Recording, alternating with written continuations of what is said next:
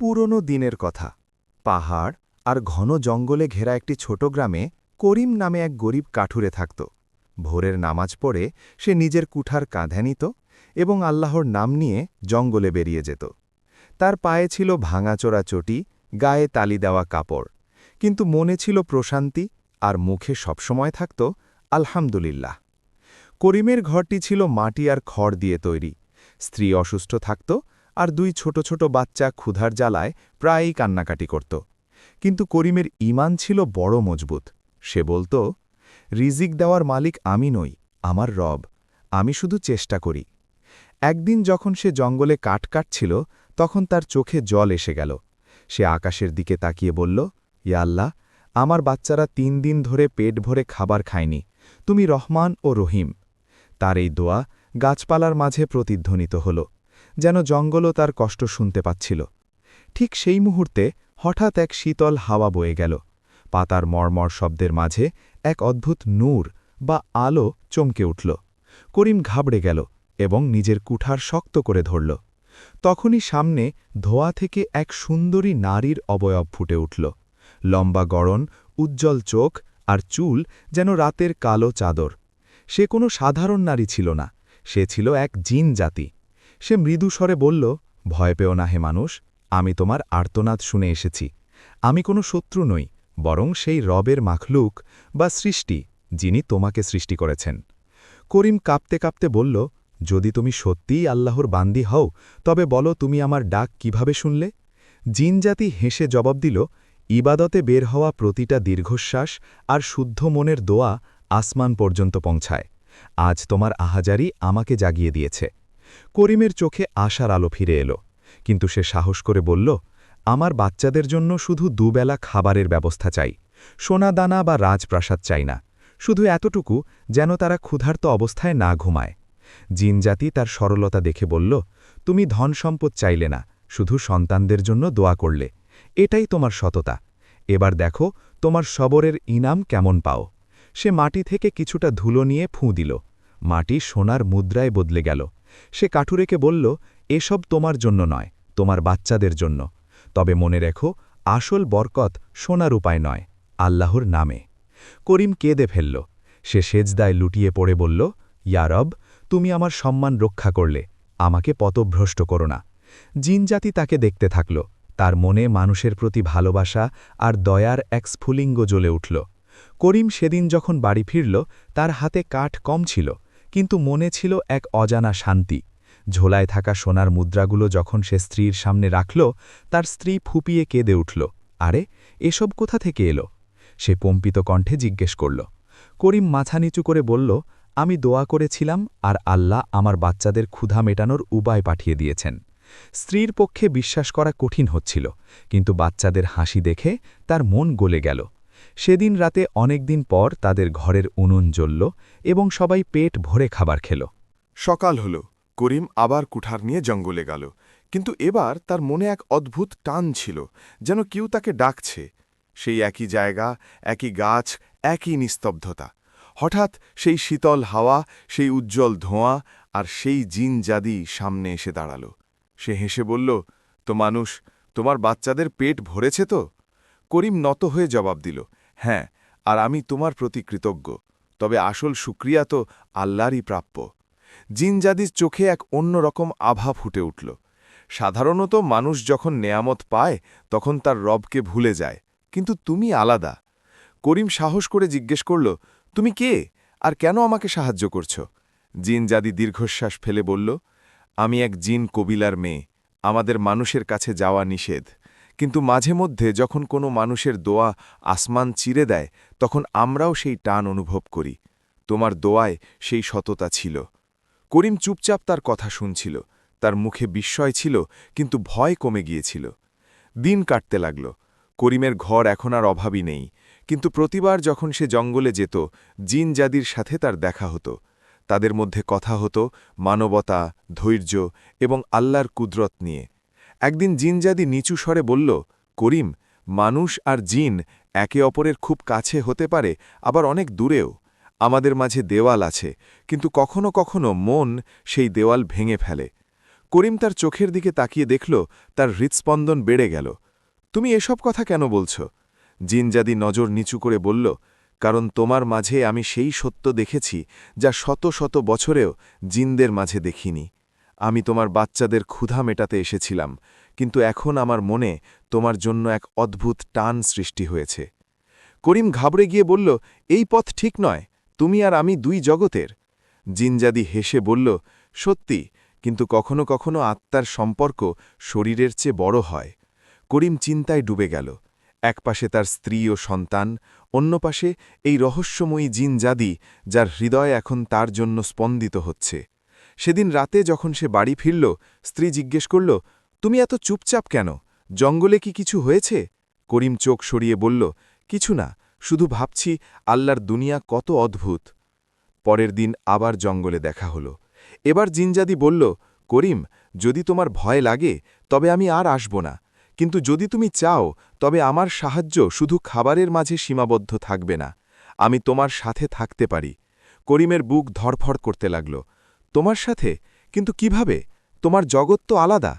জিনজাদি হালকা হেসে বলল, জগৎ আলাদা হলেও মনের সম্পর্ক একই। প্রশ্ন হল, তুমি কি চাও? করিমের চোখ ভিজে গেল। সে আকাশের দিকে তাকিয়ে বলল, ইয়া আল্লাহ, এ কেমন পরীক্ষা! আমি তোমার বান্দা, তুমি আমাকে সঠিক পথ দেখাও। করিমের রাতগুলো এখন অস্থিরতায় কাটতে লাগল।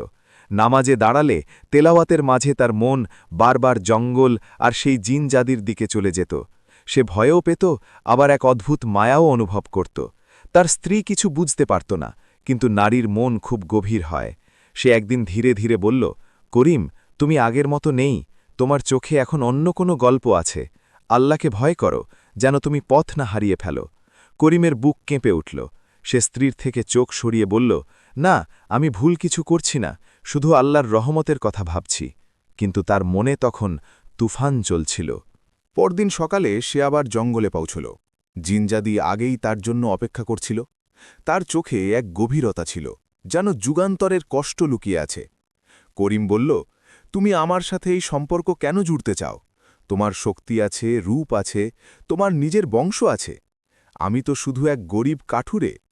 জিনজাদির চোখ ভরে এলো। তুমি জানো আমি কে? আমি সেই জিন কবিলার মেয়ে, যারা একসময় ফেরাউনের দরবারে শয়তানি শক্তির সাহায্য করত। কিন্তু আমি সেই পথ অস্বীকার করেছি। আমি তাওহিদের পথ বেছে নিয়েছি। এজন্য আমার জাতি আমাকে বের করে দিয়েছে। আমি যুগ যুগ ধরে ঘুরে বেড়াচ্ছি। তোমার সেজদা আর সবর আমাকে টেনেছে, কারণ তোমার মাঝে আমি সেই নূর দেখেছি, যার তালাশ আমি বহু বছর ধরে করছিলাম। করিম হতবাক হয়ে গেল। তাহলে তুমি তাওহিদে বিশ্বাস করো? জিনজাদি মাথা নিচু করে বলল, হ্যাঁ, আমি আল্লাহকে মানি, কিন্তু আমার জাতি আমাকে গুনাহগার বলে, আমি একা। করিমের চোখ ভিজে গেল। সে ভাবতে লাগল, হয়তো এই কারণেই আল্লাহ তাকে আমার পথে পাঠিয়েছেন। এটি আমার পরীক্ষাও হতে পারে, আবার রহমতও। সেদিন দুজনে অনেকক্ষণ কথা বলল। করিম তাকে মানুষের জগতের কথা শোনাল, বাচ্চাদের সারল্য, ক্ষুধা আর ভালোবাসার গল্প। জিনজাদিও তার মনের বোঝা হালকা করল, কিভাবে সে একাকিত্বের মাঝে বছরের পর বছর পার করছে। ধীরে ধীরে দুজনের মাঝে এমন এক সম্পর্ক তৈরি হল, যা না মানুষের জগৎ বুঝতে পারত, না জিনদের জগৎ। কিন্তু আসল পরীক্ষা এবার শুরু হতে যাচ্ছিল। একদিন সন্ধ্যায় যখন করিম জঙ্গল থেকে ফিরছিল, দেখল গ্রামের কিছু লোক তার বাড়ির সামনে দাঁড়িয়ে আছে। তাদের মধ্যে একজন বলল, ওরে করিম, তুই এখন ধনী হলি কিভাবে? কাল পর্যন্ত তোর বাচ্চাদের কাছে রুটি ছিল না, আর আজ তোর ঘরে উনুন জ্বলছে। তুই কি কোনো হারামের পথ ধরেছিস? অন্যজন বলল, আমরা শুনেছি তুই জঙ্গলে কোনো এক অদ্ভুত নারীর সাথে দেখা করিস।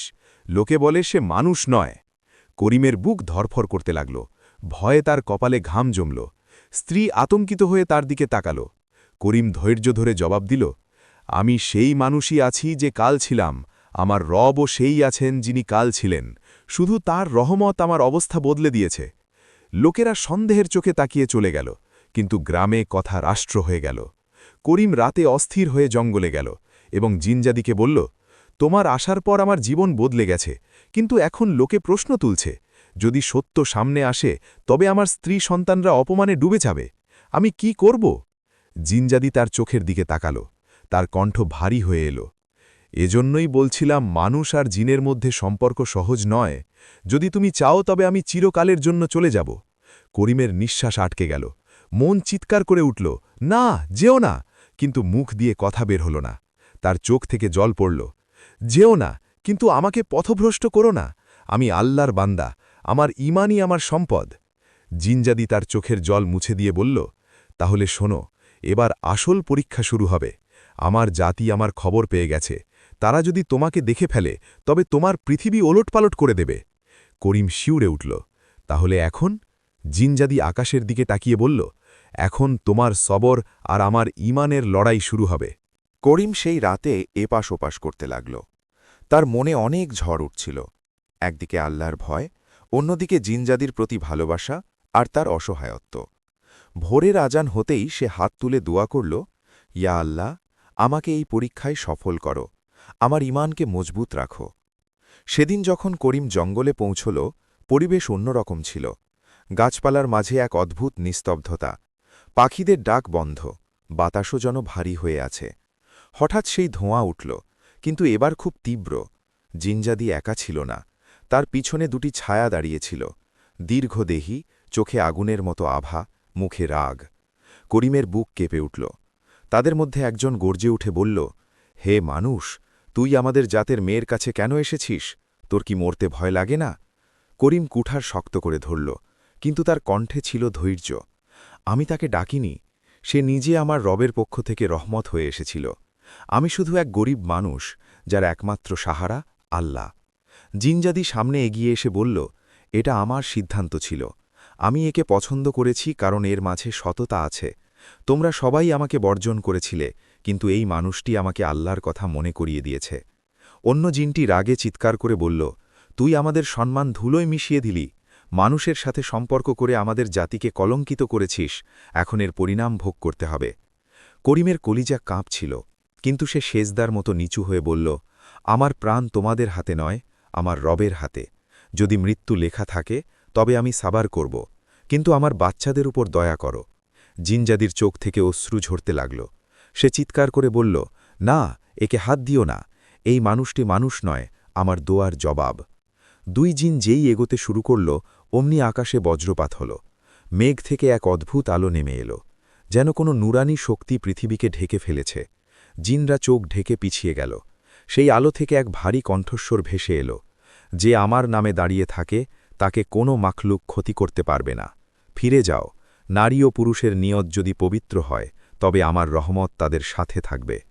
জিনদের মুখে ভয়ের ছাপ ফুটে উঠল। তারা পিছিয়ে গেল এবং ধোঁয়ায় মিলিয়ে গেল। করিম ক্লান্ত হয়ে মাটিতে পড়ে গেল। জিনজাদি তার কাছে এলো এবং তার কম্পিত হাত ধরল। দেখলে, তোমার রব তোমাকে একা ছেড়ে দাননি, এ কারণেই আমি তোমাকে পছন্দ করেছি। করিমের চোখ ভেজা ছিল, কিন্তু দেখলে, এই পথ কত বিপজ্জনক। তোমার জাতি আমাদের শান্তিতে বাঁচতে দেবে না। জিনজাদি দীর্ঘশ্বাস ফেলে বলল, হ্যাঁ, তবে এখন আমার সিদ্ধান্ত আরও মজবুত হয়েছে। আমি তোমার সাথেই থাকতে চাই। এর জন্য যদি আমাকে আমার জাতি থেকে চিরদিনের জন্য আলাদা হতে হয়, তাতেও রাজি। করিম তার চোখের দিকে তাকাল। সেই মুহূর্তে তার মনে হল, এ শুধু জিন নয়, বরং এক নারী, যে ভালোবাসা আর ইবাদতের মাঝে দাঁড়িয়ে আছে। কিন্তু পরীক্ষা এখানেই শেষ হল না। গ্রামে খবর ছড়িয়ে পড়ল যে করিম জঙ্গলে কোনো এক অদ্ভুত সৃষ্টির সাথে দেখা করে। লোকে বলাবলি করতে লাগল, এই কাঠুরে আর ভালো মানুষ নেই, এ জিনদের সাথী। এর থেকে দূরে থাকো, নয়তো এর আছর আমাদের বাচ্চাদের ওপর পড়বে। করিম যখন গ্রামে ফিরল, অনেক চোখ তার দিকে সন্দেহ আর ঘৃণা নিয়ে তাকাল। তার স্ত্রী কাঁদতে কাঁদতে বলল, মানুষ এখন আমাদের এড়িয়ে চলছে। বাচ্চারা স্কুলে গেলে বন্ধুরা তাদের খোঁটা দেয়। করিম, এ কেমন রহমত যা আমাদের আরও বিপদে ফেলছে? করিম চুপচাপ বসে থাকল। তার ঠোঁটে শুধু একটাই কথা ছিল, সবর করো, আল্লাহ সব দেখছেন। সেদিন রাতে জিনজাদি বলল, করিম, তুমি যদি চাও তবে আমি তোমার ও তোমার বাচ্চাদের জীবন সহজ করে দিতে পারি। তোমার জন্য অট্টালিকা বানিয়ে দিতে পারি, তোমার শত্রুদের শেষ করে দিতে পারি। করিম শক্ত গলায় বলল, না, আমি হারামের রহমত চাই না। আমার সেটুকুই চাই যা হালাল এবং সবরের মাধ্যমে পাওয়া যায়। যদি তুমি সত্যি আমার সাথে সম্পর্ক রাখতে চাও, তবে মনে রেখো, আমার রবের বন্দেগীর ওপরে কিছু নেই। জিনজাদি যার কথা শুনে খামোশ হয়ে গেল। তার মুখে ভালোবাসা আর দ্বিধার তুফান চলছিল। গ্রামের পরিবেশ এখন আরও ভারী হয়ে গিয়েছিল। করিম যেখানে যেত, মানুষ টিপ্পনি কাটত, জিনের জামাই আসছে, এর থেকে দূরে থাকো, নয়তো অলক্ষী ঘরে আসবে। করিমের মন ভেঙে যেত, কিন্তু সে ধৈর্য ধরত। প্রতি রাতে তাহাজ্জুদের নামাজে দাঁড়িয়ে সে কাঁদত আর দোয়া করত, ইয়া আল্লাহ, তুমিই সাক্ষী, আমার উদ্দেশ্য পবিত্র, আমাকে এই পরীক্ষায় সফল করো। তার স্ত্রী আর সহ্য করতে পারছিল না।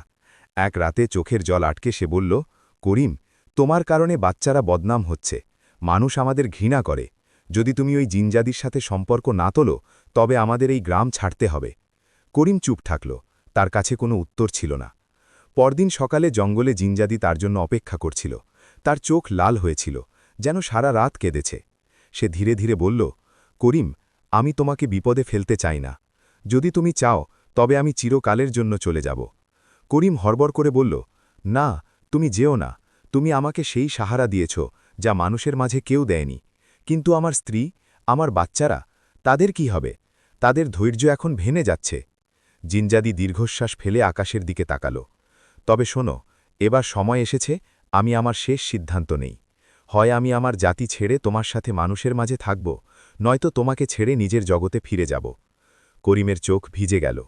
তোমাকে ছাড়া আমার মন শূন্য হয়ে যাবে, কিন্তু তুমি থাকলে আমার সন্তানরা বরবাদ হয়ে যাবে। ইয়া আল্লাহ, এ কেমন পরীক্ষা! সেই সন্ধ্যায় গ্রামে রটে গেল যে করিম জিনজাদিকে বিয়ে করে নিয়েছে। ভিড় তার বাড়ির বাইরে জড়ো হল। মানুষ চিৎকার করতে লাগল, একে গ্রাম থেকে বের করো, এ আমাদের নারী ও শিশুদের জন্য বিপদ। করিম বাইরে বেরিয়ে উঁচু গলায় বলল, আমার ভাইয়েরা, আমি কোনো গুনাহ করিনি। আমি সেই গরিব কাঠুরে যাকে তোমরা কাল পর্যন্ত ভাই বলতে। আমি শুধু আমার রবের রহমতে বেঁচে আছি। যদি আমার সবর আর আমার দোয়া তোমাদের কাছে খারাপ লাগে, তবে আমি এই গ্রাম ছেড়ে চলে যাব। কিন্তু মনে রেখো, যাকে আল্লাহ পবিত্র করেছেন তাকে কেউ গুনাহগার প্রমাণ করতে পারবে না। ভিড় চুপ হয়ে গেল, কিন্তু ঘৃণা তাদের মন থেকে গেল না। সেদিন রাতে জিনজাদি তার সামনে এলো। তার চোখ থেকে জল পড়ছিল। করিম, এখন তোমার জীবন দোরাস্তায়। হয় আমি তোমার সাথে থাকি আর তোমার গ্রাম তোমাকে ত্যাগ করুক, অথবা আমি চলে যাই আর তুমি তোমার স্ত্রী সন্তানদের নিয়ে শান্তিতে থাকো। করিমের মন চিৎকার করছিল, যেও না, কিন্তু তার মুখ সেই কথাই বলল যা তার ঈমান তাকে শিখিয়েছিল। তোমার প্রতি আমার ভালোবাসা আছে, কিন্তু আমার বাচ্চাদের হক আগে। তুমি চলে গেলে আমি ভেঙে পড়ব, কিন্তু হয়তো এটাই আল্লাহর ফয়সালা। জিনজাদি ফুপিয়ে কেঁদে উঠল। সে আকাশের দিকে হাত তুলে বলল, ইয়া আল্লাহ, তুমি সাক্ষী থেকো, আমি এই মানুষটিকে ভালোবেসেছিলাম শুধু তোমার জন্য, তার ঈমানের জন্য। যদি তাকে আমার ভালোবাসার কারণে ক্ষতি সইতে হয়, তবে আমাকে তার থেকে দূরে করে দাও। এটুকু বলেই তার শরীর ধোঁয়ায় পরিণত হল। শেষবারের মতো তার সজল চোখ করিমের ওপর পড়ল এবং সে অদৃশ্য হয়ে গেল। করিম মাটিতে লুটিয়ে পড়ল। তার ঠোঁট কাঁপছিল। ইয়া রব, তুমি আমার মন ভেঙে দিলে, কিন্তু আমার ঈমান বাঁচিয়ে নিলে। করিম অনেক দিন পর্যন্ত ভাঙা মন নিয়ে বেঁচে থাকল। প্রতি রাতে জঙ্গলের দিকে তার মন টানত, কিন্তু যখন সে সেখানে পৌঁছত, শুধু শীতল হাওয়া আর নিস্তব্ধতা পেত। সেই গাছ, সেই জায়গা যেখানে নূর চমকাত, এখন বিরান। তার স্ত্রী দেখল করিম এখন আরও বেশি খামোশ হয়ে গেছে। সে ধীরে ধীরে বলল, করিম, তোমার চোখে এমন এক দুঃখ যা আমি বুঝতে পারছি না, কিন্তু মনে রেখো, আল্লাহ কখনো তার সত্যিকারের বান্দাকে একা ছাড়েন না। করিম দীর্ঘশ্বাস ফেলল এবং বাচ্চাদের দিকে তাকাল। তাদের নিষ্পাপ মুখ তাকে সাহস দিত। সে মনে মনে ঠিক করল, এখন থেকে সে শুধু হালাল পরিশ্রম করবে এবং নিজের সন্তানেদের জন্য বাঁচবে। কিন্তু ভাগ্যের খেলা অদ্ভুত। একদিন জঙ্গলে কাঠ কাটার সময় হঠাৎ তীব্র বাতাস বইতে শুরু করল। গাছপালা কাঁপতে লাগল, ধুলোর ঝড় উঠল, আর সেই চেনা মর্মর শব্দ শোনা গেল। করিমের বুক ধড়ফড় করে উঠল। সে ঘুরে দেখল জিনজাদি সামনে দাঁড়িয়ে আছে, কিন্তু এবার তার চেহারা আলাদা। তার নুরানি মুখে ক্লান্তি আর কষ্টের ছাপ স্পষ্ট। করিমের চোখ ভরে এলো। তুমি তুমি ফিরে এসেছ? জিনজাদি নিচু স্বরে বলল, হ্যাঁ, কিন্তু আমি এখন আর আগের মতো নেই। আমার জাতি আমাকে ধরে ফেলেছিল। তারা আমাকে অনেক কষ্ট দিয়েছে, কারণ আমি তোমার জন্য বিদ্রোহ করেছিলাম। আমি ভেঙে পড়েছি, তবুও তোমার কাছে এসেছি।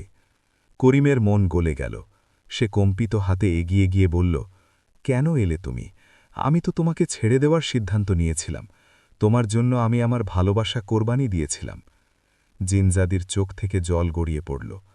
হ্যাঁ, আমিও তোমাকে ছেড়েছিলাম, কিন্তু ভালোবাসা কি অত সহজে ছাড়ে? তোমাকে ছাড়া আমার অস্তিত্ব অপূর্ণ। করিম দ্বিধায় ছিল। যদি তুমি থাকো তবে গ্রামবাসী আমাকে মেরে ফেলবে, আর যদি তুমি চলে যাও তবে আমার মন মরে যাবে। জিনজাদি তার কাছে এসে বলল, শোনো, এখন আমি মানুষের জগতে থাকব, কিন্তু নিজের আসল রূপে নয়। আমি তোমার সাহায্যকারী হব, তোমার বাচ্চাদের পাহারা দেব। কেউ আমাকে দেখতে পাবে না, কিন্তু তুমি সবসময় আমার উপস্থিতি অনুভব করবে। করিমের ঠোঁট কাঁপল। তার মানে তুমি ছায়ার মতো আমার সাথে থাকবে? জিনজাদি মাথা নাড়ল। হ্যাঁ, এতে বিবিরও দুঃখ হবে না, বাচ্চারাও খোঁটা শুনবে না, কিন্তু তুমি আর আমি মন থেকে কখনো আলাদা হব না। সেদিন রাতে যখন করিম বাড়ি ফিরল, তার স্ত্রী দেখল তার চেহারা বদলে গেছে, যেন কোনো ভারী বোঝা তার মন থেকে নেমে গেছে। করিম বাচ্চাদের জড়িয়ে ধরে বলল, এখন আমাদের জীবনে বরকত আসবে, আল্লাহ আমাদের হেফাজতের ব্যবস্থা করে দিয়েছেন। স্ত্রী অবাক হয়ে জিজ্ঞেস করল, তার মানে কি? করিম শুধু হাসল এবং আকাশের দিকে তাকাল। তার মানে হল, যখন মানুষ সত্যিকারের মনে সবর করে, তখন রব এমন উপায়ে সাহায্য করেন যা আমাদের চিন্তার বাইরে। জিনজাদি এখন সামনে দেখা যেত না, কিন্তু করিম তার উপস্থিতি সব জায়গায় অনুভব করত। যখন বাচ্চারা বাইরে খেলত, কোনো অদৃশ্য শক্তি তাদের আগলে রাখত। যখন করিম জঙ্গলে কুঠার চালাত, কাঠগুলো সহজেই কেটে যেত।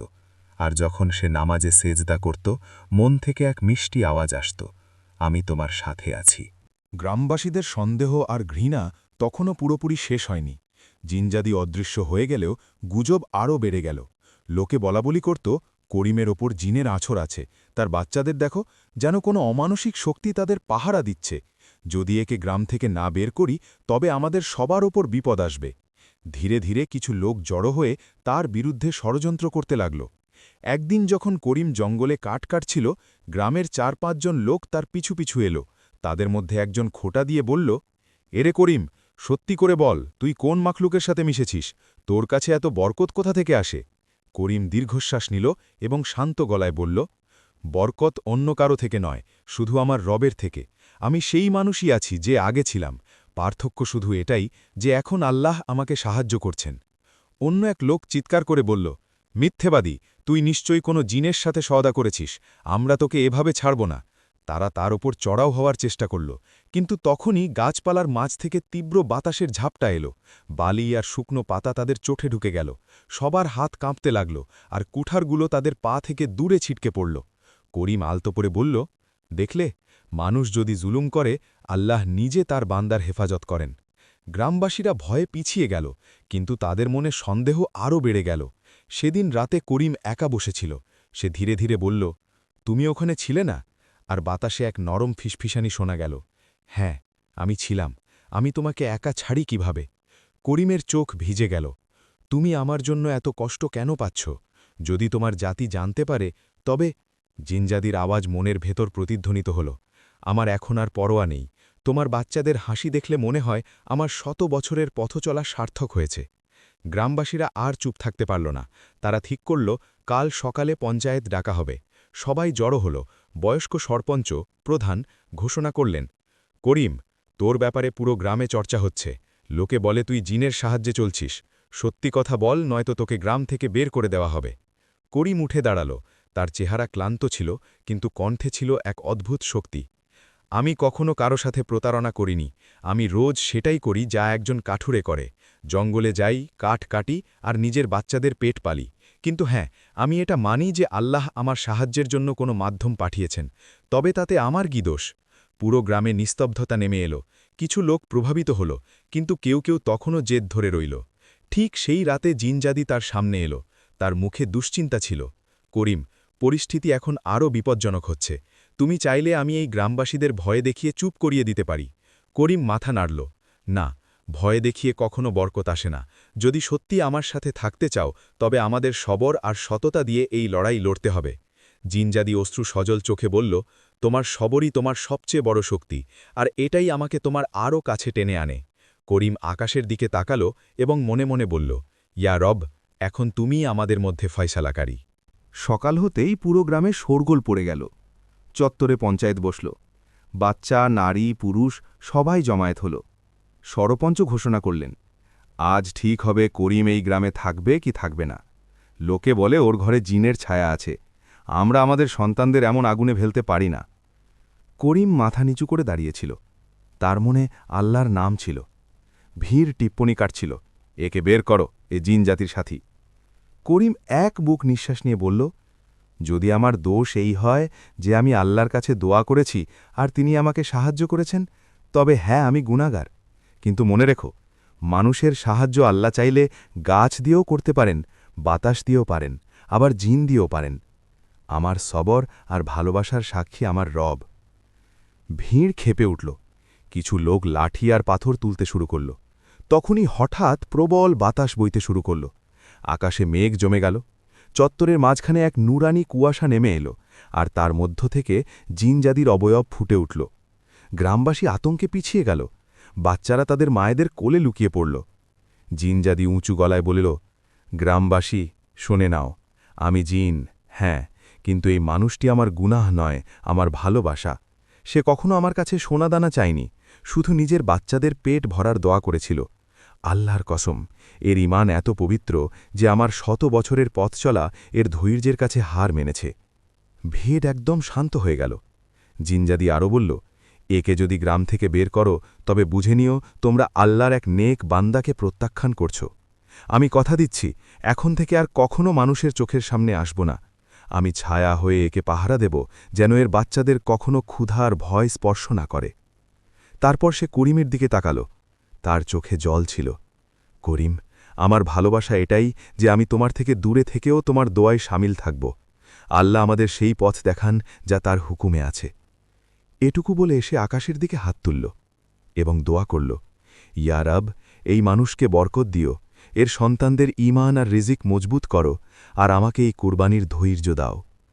ধোঁয়ার কুণ্ডলি পাকিয়ে সেই নুরানি ছায়া আকাশে মিলিয়ে গেল। করিম মাটিতে সেজদায় লুকিয়ে পড়ল। কান্নায় তার ঠুট কাঁপছিল। হিয়া আল্লাহ, তুমি আমার ঈমান বাঁচিয়ে নিলে, তুমি আমার সন্তানদের হেফাজতের ব্যবস্থা করে দিলে, আমি তোমার প্রতি কৃতজ্ঞ। গ্রামবাসীরাও এই দৃশ্য দেখে স্তম্ভিত হয়ে গেল। ধীরে ধীরে তাদের মন গলে গেল। সরপঞ্চ উঠে এসে বললেন, করিম, তুই সত্যিই সবর করার মতো মানুষ। আজ আমরা দেখে নিলাম যে তোর সাহারা জিন নয়, বরং তোর ঈমান। এখন তুই আমাদের জন্য লজ্জা নয়, সম্মান। লোকেরা ধীরে ধীরে টিপ্পনি কাটা বন্ধ করে দিল। সময় কাটল।